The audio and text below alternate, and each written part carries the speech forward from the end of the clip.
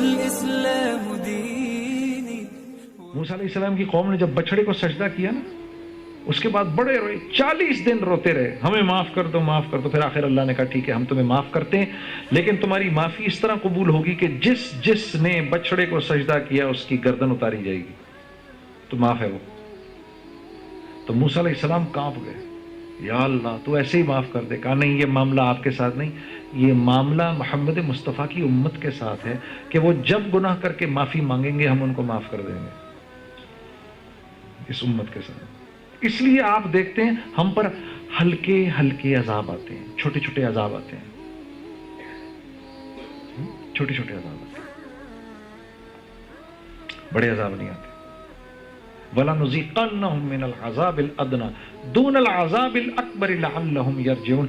ہم تمہارے اوپر چھوٹے چھوٹے عذاب ضرور بھیجیں گے تمہاری نافرمانیوں پہ، دون العذاب الاکبر، تاکہ تمہیں آخرت کے بڑے عذاب سے بچا لیں، لعلہم یرجعون، تاکہ تم توبہ کر لو، معافی مانگ لو ہم سے.